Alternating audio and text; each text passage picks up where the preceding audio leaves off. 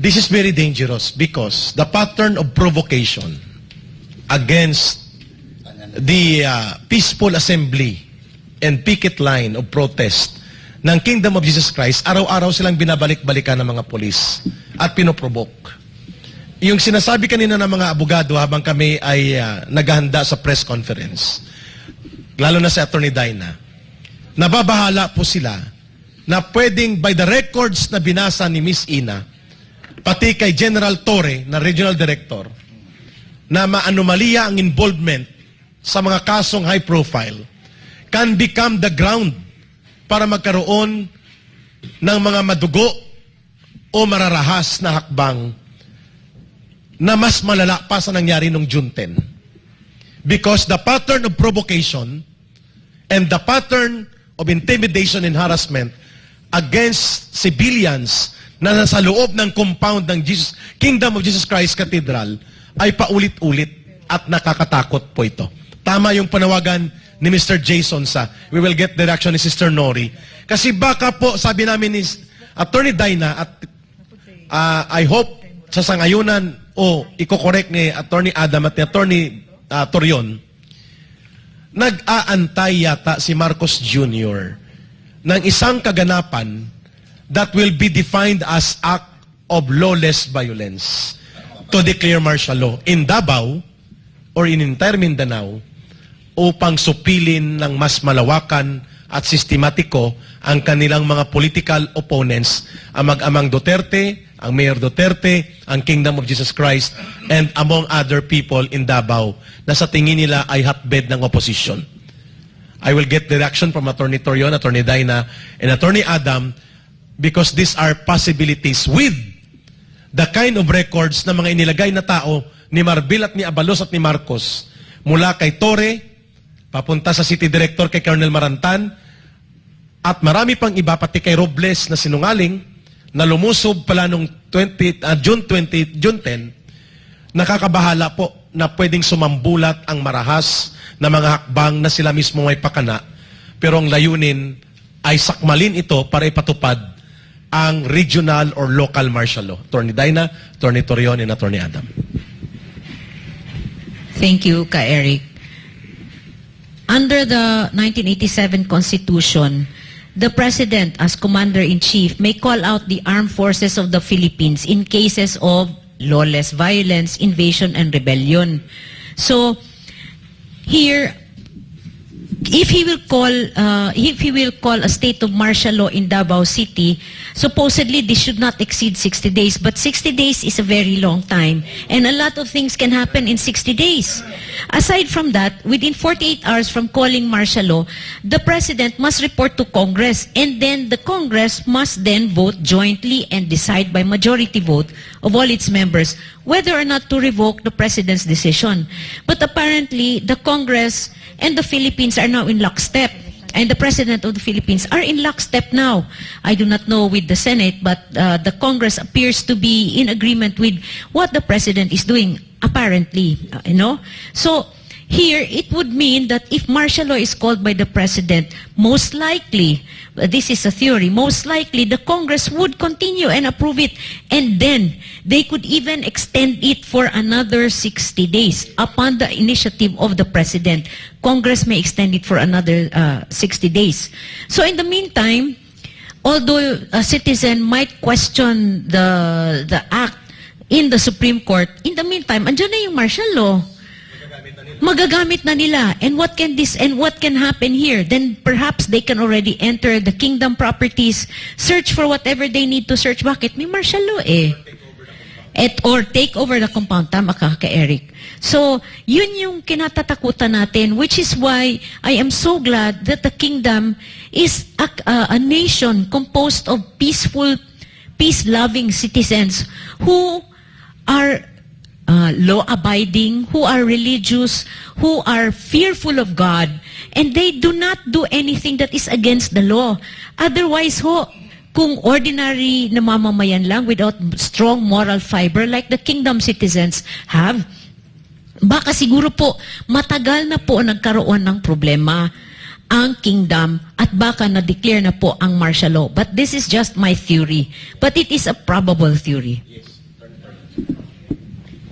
Well, under our constitution, lahat naman siguro alam ng mga law students na in case of rebellion or invasion, when public safety requires it, the president may declare martial law, no, in the entire country or any part of it.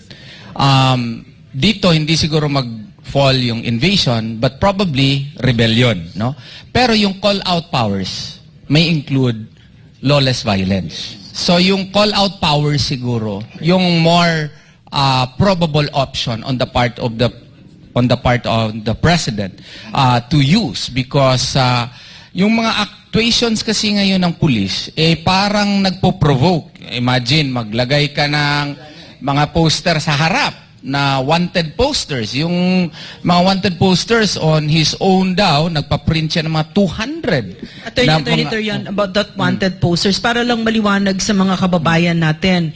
Si Torre mismo ang nag-judge kay pastor na wanted siya. But in reality, no, merong proseso na hindi ka pwedeng gumising ka sa isang umaga, Torre, at trip mo na sabihin kung sino man ang wanted. There is a process. Am I correct, Attorney? And Yes. what is that process? And that this Torre did not follow.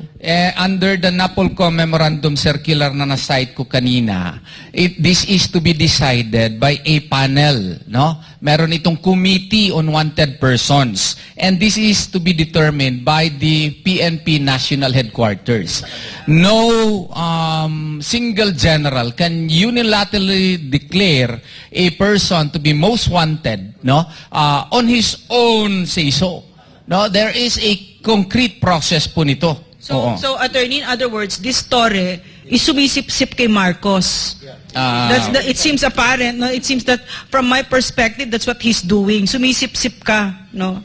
Oh, so may mga parameters pa nga na explain ko na kanina na hindi naman mahuhulog po si Pastor Apollo C. Quiboloy. Ang pinakamalakas doon na hindi naman crime syndicate po ang hinihead po ni Pastor Apollo C. Quiboloy. It's a religious organization. At saka yung paglagay niya ng mga poster, ang dami. On his own, di ba? Sabi niya, on his own. Simply because there is a warrant of arrest. My golly. In Davao City alone, there are more than 100,000 people presumably who have warrants of arrest, and your justification is simply because meron siyang warrant of arrest. Ang dami ngang may warrant of arrest, hindi mo naman sila kaagad na i-declare na what you call this, na most wanted. Ang daming mga wanted persons na dapat ilagay sa mga police stations or i-declare sila na top 10 most wanted persons. Bakit si Pastor Apollo C. Quiboloy pa? Attorney, can I just, I'm sorry, I'm interrupting ha, but Yes. because like ito, yan ang mga most wanted, no? Yung may 1 million dito sa baba for murder, frustrated murder, double murder, arson, and it goes all the way up to 3, and then it becomes 7.5 million for murder, frustrated murder, and these are convicted terrorists personalities, no? Pero si Pastor, 10 million and presumed innocent, di ba? So, itong si Torre, maliwanag from my perspective, is that he's following orders. These orders emanated from somebody above him. And that to me is Bongbong Marcos, di ba? So, klaro po yan. Klaro. At saka, i-remind lang po natin si General Torre na yung pagpalagana po ng mga posters po dito sa Davao, kailangan po niyang mag-follow po ng city ordinance namin. Hindi ka makalagay po ng mga posters na hindi mo idahan sa City Hall, tatakan po nila yan, no? At saka kailangan din po na meron kang permit niyan doon nga sa City Hall, at hindi mo pwede maski saan yan ilalagay. Kaya baka may masira ka ng mga kahoy, may mga masira ka ng mga trees or mga ornamental plants, pwede po kasuhan. At saka po yung pagpaprint po ninyo ng mga poster na yan, ginawa mo ba yan doon sa mga convicted persons po? Bago lang na convict doon sa Tagum. Yun. Correct. Yun sila.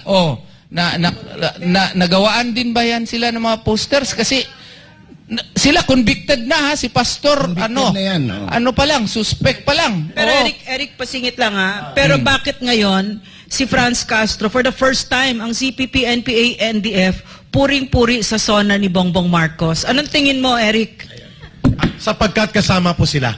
Itong mga wanted na dapat nakulong na at hindi inahabol ni kagaya ni Nectore, ang tanong ni Ma'am Lorraine, bakit puring-puri nila si Marcos at tuwang-tuwa sila na i-shoot to kill order si Pastor Kibuloy at pati na si Rodrigo Duterte gusto nilang ikulong at kuhanin sa Davao sapagkat sila po ngayon ang attack dogs ni Martin Romualdez na isang paksyon sa grupo politikal ni Marcos Jr. Pangalawa, Ma'am Lorraine, sila po'y nakikinabang ng milyon-milyon kung hindi man bilyon na pera.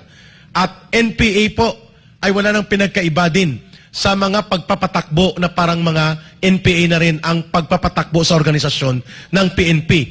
Itinatago ang mga mukha ng pulis. Walang mga nameplates. Pinagtatakpan ang mga plaka ng sasakyan at tinatakot at inaharas ang mamamayan at ayaw sumunod at tumilala sa proseso ng mga batas. Kaya ang tawag ng mga tao dyan sa labas na ako kanina ay makihalubilo sa kanila, ang meaning ng PNP ay Philippine New People's Army. Malungkot po ito, no? Malungkot. Nakakalungkot. Oo, pero hindi mo mapigilan ng mga taong magdamdam at magdalamhati ng ganyan, Ma'am Lorraine.